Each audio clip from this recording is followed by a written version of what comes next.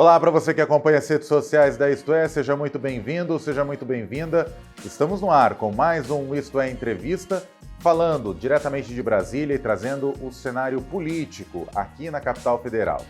Uma nova presidência do Senado assumiu no fim de semana passado e, com isso, novos desafios nas articulações, tanto para o governo quanto para a base e principalmente para a oposição, sob agora o comando de Davi Alcolumbre, que retorna à presidência do Senado após 4 anos. Com isso, novas lideranças também dentro dos partidos, e o PT não seria diferente. Hoje nós vamos entrevistar o líder do partido aqui no Senado Federal neste ano, que é o senador Rogério Carvalho, do PT do Sergipe. Líder, muito obrigado por participar, aceitar nosso convite aqui no Isto É Entrevista. Seja muito bem-vindo. Obrigado, João Vitor.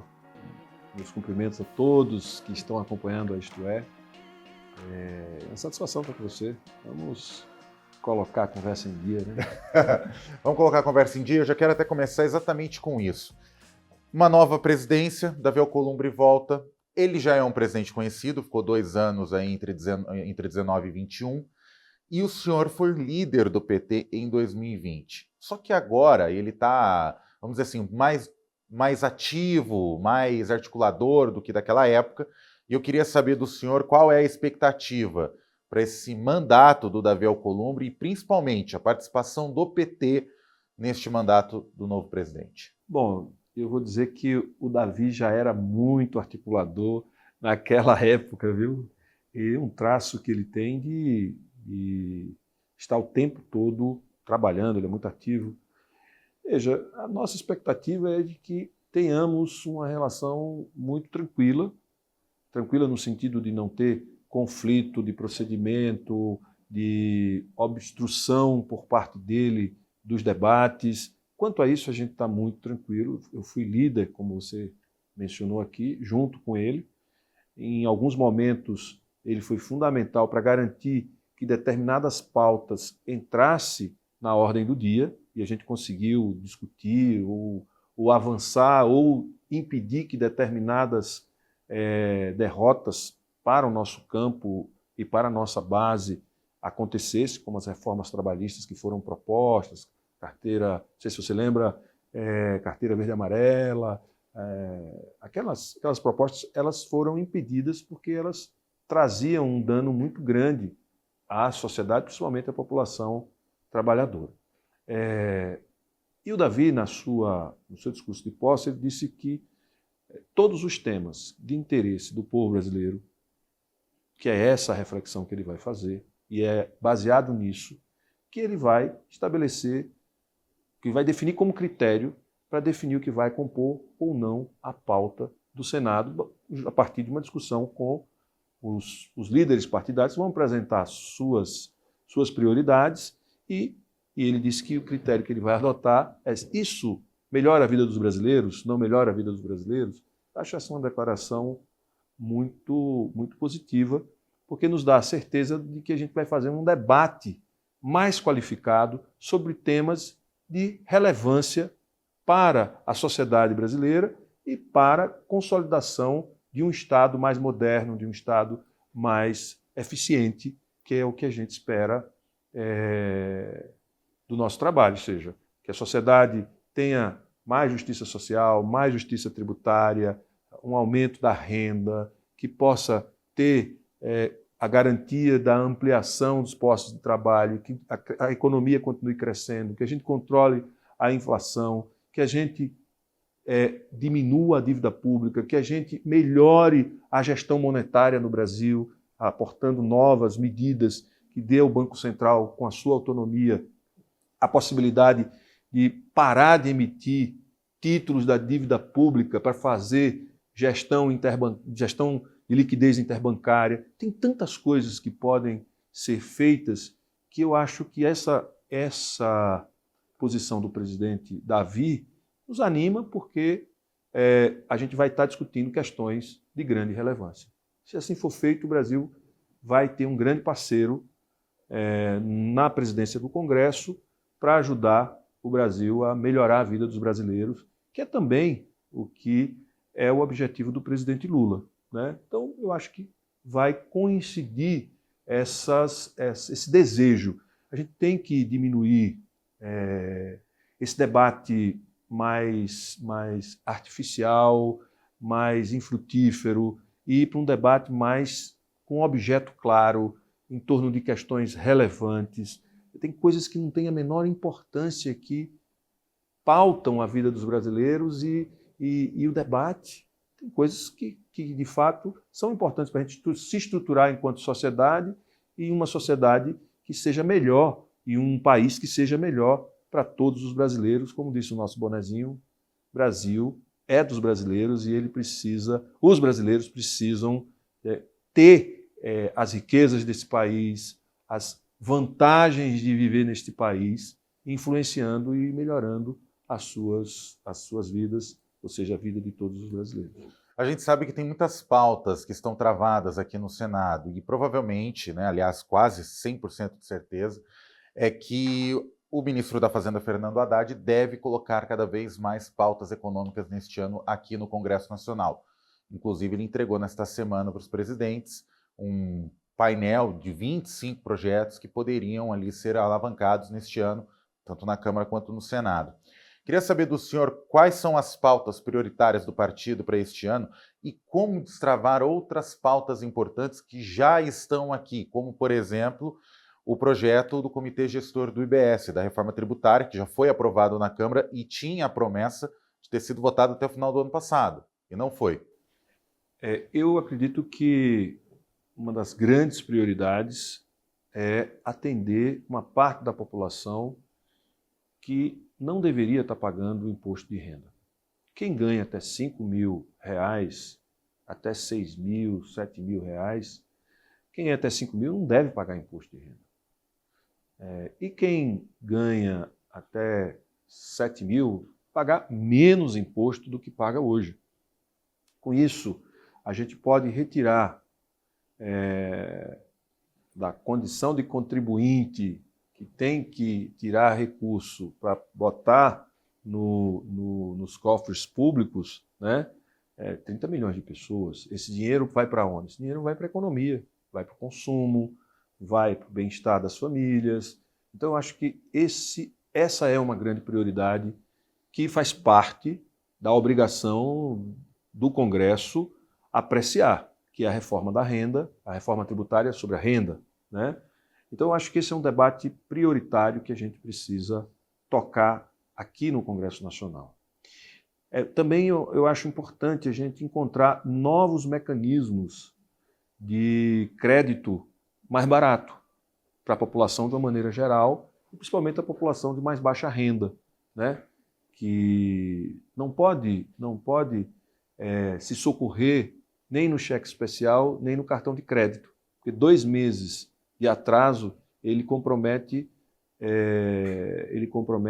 a possibilidade de ter conta bancária e de ter cartão de crédito, né? Se ele deixar de pagar uma fatura, ele nunca mais vai conseguir, os juros são tão altos que nunca mais vai conseguir, se não tiver uma intervenção, se não tiver um outro empréstimo, se não tiver alguma coisa, ele vai conseguir ter de volta o seu nome, como diz no ditado popular, o seu nome limpo, que é a coisa mais importante para a população de baixa renda, é ter o nome limpo, é ter a possibilidade de fazer um crediário, é ter a possibilidade de ter uma vida normal, né? Então, às vezes a gente fica pensando em coisas muito elaboradas, mas o povo quer mesmo viver com tranquilidade, viver uma vida um pouco mais confortável, menos sofrida, menos desgastante, né? Como, por exemplo, a jornada 5x2. Por que nós, servidores públicos, funcionários de estatais, dirigentes de empresas privadas, ou seja, por que a parte mais bem aquinhoada, não as que ganham mais, mas as que têm estabilidade, trabalham 5x2? E a parte mais pobre, mais sacrificada, trabalha 6x1. Então, essas 4 horas, de fato, a gente precisa encontrar um caminho para compensar os pequenos empresários. Como é que a gente pode compensar essas 4 horas de 1 ou 2 funcionários que ele tem? como é que isso... A gente precisa ter alguma capacidade criativa para atender essa parte da população que tem que ir um dia a mais para o trabalho, né, para dar 4 horas de trabalho para cumprir uma jornada de 44. Pelo menos a gente chegar aí num acordo de uma jornada de 40 horas, 5 dias de trabalho por semana, já é um avanço. Só são 4 horas que a gente vai tirar de uma parcela dos trabalhadores brasileiros. Então, nós precisamos ver quem é que não pode absorver esse custo, como é que a gente pode compensar isso, como é que isso pode ser trabalhado para a gente melhorar, do ponto de vista da sociedade como um todo, a integração maior dessas pessoas no lazer. Isso vai gerar outro ganho, porque as pessoas vão ter mais tempo para lazer, vai ter mais tempo para fazer capacitação, para fazer... Tem tantas outras possibilidades, né? Então, acho que essa é uma questão também relevante. A gente precisa começar a olhar mais, deixar essa discussão infrutífera, essa discussão estéril, né? Que não produz nada, e ir para um campo de debate onde a gente possa trazer, de fato, mudanças e melhorias para a vida dos brasileiros. O senhor citou a maioria das pautas aqui, as econômicas do ministro da Fazenda, Fernando Haddad, mas nos últimos tempos o próprio ministro tem entrado meio que num fogo amigo, inclusive dentro do PT. Embora o senhor seja o líder aqui no Senado, o senhor representa um partido que tem o Palácio do Planalto, tem os principais ministérios-chaves. Queria saber do senhor o seguinte, ontem, por exemplo, na verdade essa semana, o presidente da Câmara Novo, Hugo Motta, disse que o Fernando Haddad está sendo, vamos dizer assim, descredibilizado. Ele não usou esse termo, mas é um termo mais fácil da gente colocar aqui. Que ele está enfraquecido. Foi isso exatamente com todas as palavras que ele colocou. E também ele tem sido criticado por alguns membros do próprio partido.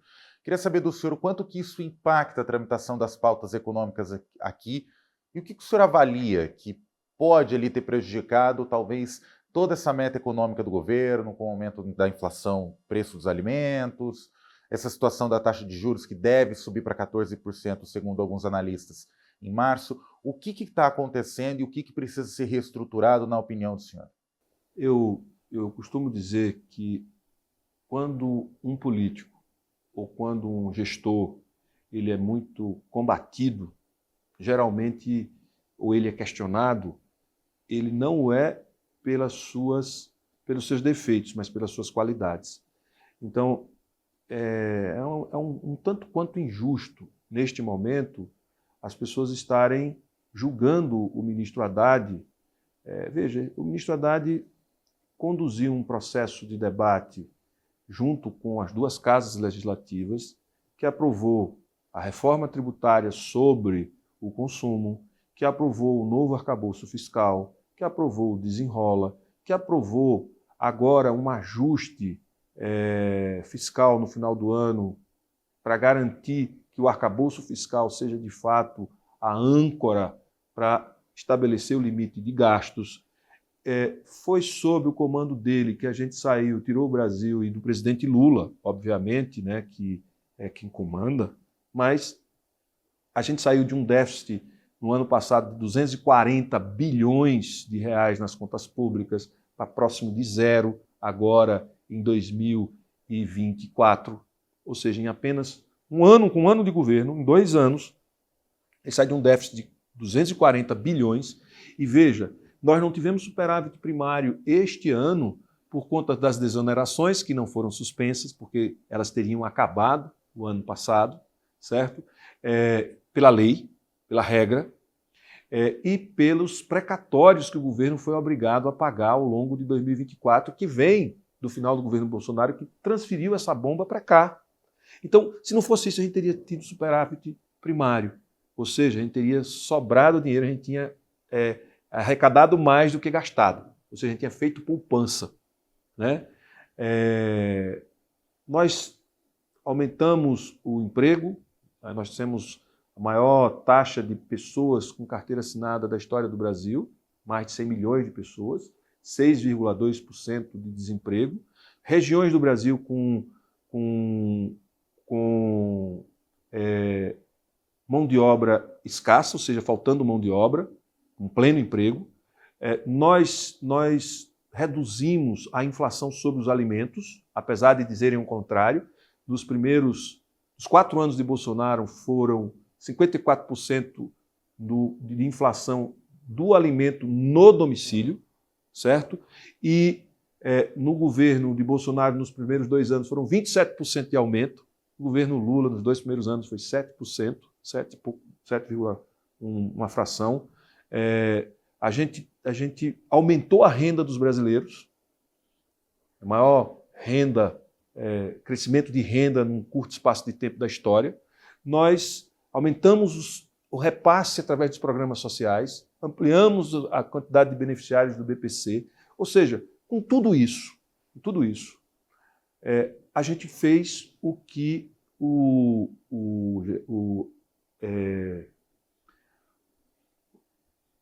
Arnaldo, como é o nome dele? Lá do UOL, que é seu concorrente, ele falou que o Haddad fez uma transição civilizatória, um ajuste civilizatório, porque não acabou a vinculação do gasto, do investimento na educação, está vinculado à receita, né? Ou seja, o gasto da saúde, a receita, ou seja, a gente conseguiu manter o salário mínimo vinculado à Previdência, a Previdência ao salário mínimo, benefício de prestação continuada vinculado ao salário mínimo, tudo isso a gente preservou.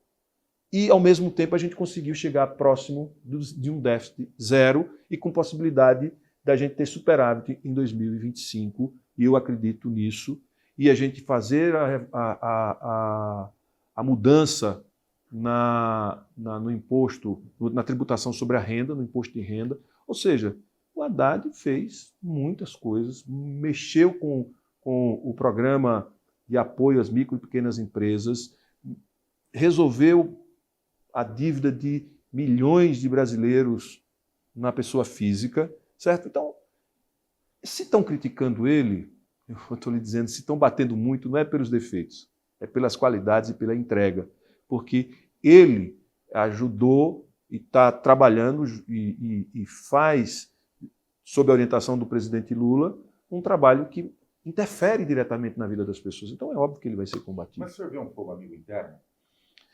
Veja, na política tem fogo de todos os lados, interno, externo, de cima, de baixo, de todos os lados. E eu não sei de onde vem esse fogo, mas que na política vem de todos os lados, a gente sabe. Mas também tem os adversários externos, né? Como essa questão do pé de meia, você ter uma tentativa de obstruir o programa, é porque o pé de meia chegou na população e fez a população identificar uma entrega muito importante do governo Lula, uma entrega importante para a educação. Então é óbvio que vai ter reação. Como teve reação quando se implantou o Bolsa Família no Brasil, quando o Lula, no seu primeiro mandato de presidente da República, né? Também houve reação, houve tentativa de obstruir, que aquilo estava errado, né? Eu me lembro que teve uma época que identificaram 1.000 e poucos fraudes no Bolsa Família. E aquilo virou um escândalo. O governo Bolsonaro tinha 6 milhões de pessoas recebendo o Bolsa, quer dizer, o Renda Brasil, fora da regra. Então a gente precisa entender que o combate ele é feito muito a partir de um interesse político futuro, né? Interesse político futuro. Nós temos uma disputa eleitoral em 2026 e está todo mundo de olho em 2026, né?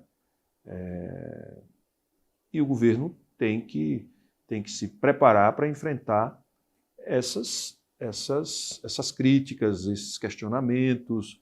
Eu acho que o Haddad tem muito a contribuir com o Brasil e com a economia do nosso país e com o nosso povo. Antes de eu entrar em 2 pautas que eu acho importantes que vão entrar em tramitação aqui, o senhor falou uma coisa interessante. O governo precisa se preparar para enfrentar. Vamos supor que toda a crise, neste momento, afete a imagem do governo, como está afetando. A gente vê uma desaprovação do presidente acima da aprovação, de acordo com as últimas pesquisas. Ele, inclusive, fez mudanças na comunicação para tentar aliviar essa parte. Na visão do senhor hoje, o governo consegue enfrentar uma crise de comunicação para evitar ruídos da forma que a gente teve no ano passado? Eu acredito que com o Sidônio a gente tem uma pessoa muito metódica, né? Ele sabe qual é a política de comunicação, ele vai montar os seus processos para garantir que essa política se materialize e que significa entregas, dar clareza para o povo brasileiro de que entregas o governo fez até agora. Então, eu acredito que esses tropeços que ocorreram, eles serão bastante amenizados, vai diminuir bastante. Não quer dizer que na vida tropeços sempre vão acontecer, independente do quanto você se dedica, do quanto você é dedicado, o quanto você trabalha, o quanto você está vigilante, mas pode acontecer, né? Mas reduzir ao mínimo e até não ter é uma possibilidade bastante real. Líder, duas pautas vão entrar aqui provavelmente neste ano e são pautas ideológicas. Como o PT tem interesse na pauta econômica, a oposição tem interesse na pauta ideológica. A gente vê, por exemplo, a PEC da anistia, que tem uma cobrança na Câmara dos Deputados para que seja votada e passada para o Senado rapidamente, e também a questão da inegibilidade, né, em caso de condenação na Justiça Eleitoral, de 8 para 2 anos, que entrou em discussão lá. E aqui no Senado essa discussão também começou a ganhar um burburinho nas últimas horas, justamente por conta do filho do ex-presidente, que pode ser beneficiado, ser um senador da República. Queria saber do senhor o seguinte, uma avaliação dessas duas pautas. O senhor acha que 8 anos de inegibilidade é muito tempo? Uma avaliação de como que essas pautas vão ser tramitadas aqui e, de quebra, essa pauta dos 2 anos da inegibilidade, o senhor acha que pode entrar no novo Código Eleitoral que vai ser discutido na CCJ neste ano? Olha, tudo é possível e tudo pode, mas a gente já teve algumas conquistas para retirar os exageros da lei do ficha limpa. Primeiro, o debate sobre a improbidade, né? Qualquer improbidade de qualquer natureza gerava inelegibilidade na lei do ficha limpa. Isso é um absurdo, né? Se você não desviou dinheiro, se você não teve enriquecimento ilícito, não gerou dano ao erário público, se não houve dolo, ainda que tenha isso, se não houve dolo e não está comprovado dolo, você não pode impedir alguém de ter vida pública ou de continuar na vida pública. É uma pena de morte. A outra coisa é que o tempo começava a contar depois do julgamento. Então você passava 4, 5, 6, 7 anos sendo julgado, depois que já estava inelegível, ainda depois quando julga definitivamente, aí começa a contar 8 anos. Você está entendendo? Então essas coisas precisam ser ajustadas para ter mais justiça, para fazer justiça. Agora, 2 anos, eu acho que é pesar a mão demais, né? Sobre essa tentativa de evitar também o descontrole, né, do crime eleitoral ou do crime contra o patrimônio público, né? Eu acho que a gente precisa ter essa medida. Eu acho que é pesar a mão demais. Eu não acredito que a maioria vá por aí, né? Eu acho que ajustar as questões processuais para dizer, olha, você tem 5 anos de inegibilidade. Pode ser 2, pode ser 3, pode ser 4, pode ser 8. Quem estabelece isso é a justiça, no máximo 8 anos. Tá certo? No máximo 8 anos. Mas isso começa a contar a partir do momento que o processo está correndo. Porque senão você já fica inelegível e aí, quando termina o processo, vai contar 8 anos daí para frente. Aí tem uma regra aí que a gente precisa atualizar e melhorar. O senhor falou que 2 anos é muito pouco, mas vamos supor, o senhor defenderia que 8 anos é muito? Não, veja só, depende da situação. Até 8 anos é o que está na legislação. Você não é, às vezes não é 8 anos de inelegibilidade que você recebe 4 anos de inelegibilidade, 3 anos de inelegibilidade, 5 anos de inelegibilidade. Então, essa dosimetria, quem define é o judiciário, é a Justiça Eleitoral, certo? Então, depende do crime. Um crime atentar contra a democracia de forma dolosa é um crime grave, na minha opinião, do ponto de vista político. Atentar ou organizar um golpe de Estado, para mim, isso é muito grave. Tem coisas que são graves, né? No meu modo de ver, como uma pessoa que acredita que um dos fundamentos de uma sociedade civilizada é a democracia, né? Como a defesa da vida, como a inclusão pela renda, a inclusão pelo direito, a democracia, a defesa dos direitos individuais, a convivência pacífica entre os diferentes, a diversidade, o multilateralismo, são coisas civilizatórias que a humanidade acumulou. E a democracia, na minha opinião, é o regime mais parecido com a construção civilizatória que a humanidade vem acumulando ao longo de milênios, né? Porque a democracia ela é do Império Romano, da Grécia Antiga, ela volta com força depois da Revolução Francesa, né? Então, veja que nós não estamos falando de um modelo que nasceu ontem, né? Uhum. Agora, entrando na seara do reforma ministerial, né? A gente está prestes a ter uma reforma ministerial. Eu queria saber do senhor como o senhor vê a necessidade dessa reforma, os nomes que estão sendo cotados e, principalmente, essa questão da participação do PT do Senado lá no Palácio do Planalto. O PT tem 2 ministérios, Camilo Santana e o Wellington Dias, que são representantes do Senado, além do Carlos Fávaro, que é da Agricultura, que deve sair em prol de outros nomes. Queria saber do senhor como o senhor vê essa reforma ministerial e o senhor acha que é necessário para tentar alavancar o governo? Olha, nós temos uma outra correlação de forças no comando das casas legislativas. Então, essa conjuntura política atual faz com que o governo, que precisa construir maioria para governar, olhe para isso, certo? Então, esse é um fator importante. Tem que olhar também o desempenho dos ministérios e as entregas dos ministérios.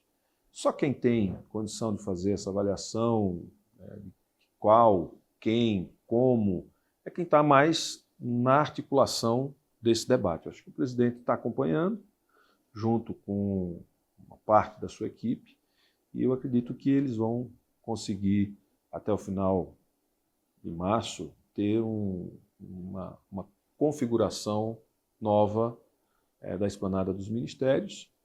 Não acredito muito em grandes mudanças, porque vai depender muito dos partidos.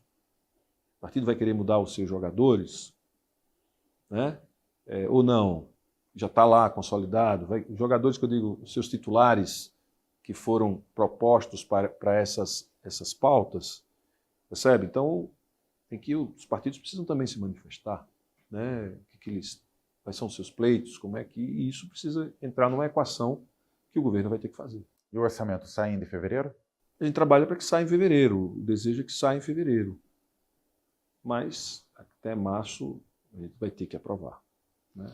Eu quero só fazer um comentário antes da gente encerrar aqui o Isto é Entrevista, que aqui na sala do líder eu achei uma coisa bem interessante, que é a réplica, ou é a Constituição de 1981, essa daqui, né? De 88. De 88, essa daqui. Posso pegar só para mostrar?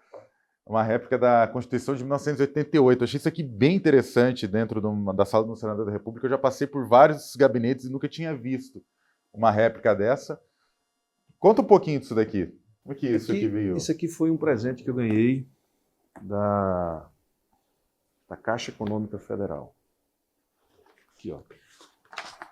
Bem interessante isso aí. A Caixa Econômica fez essa réplica aqui e foi um presente, um brinde de final de ano, e eu ganhei. E acho que ele é muito simbólico, né? Já leu ele inteiro de cabo a rabo? A Constituição algumas vezes. Quero agradecer aqui o líder do PT no Senado, o senador Rogério Carvalho, do Sergipe. Senador, muito obrigado pela sua participação aqui, seja sempre muito bem-vindo. Obrigado, um abraço a todos. Muito obrigado pela sua audiência. Outras informações do Brasil e do mundo você acompanha em istoé.com.br e também nas nossas plataformas digitais. Eu espero você para o próximo Isto é Entrevista. Até lá!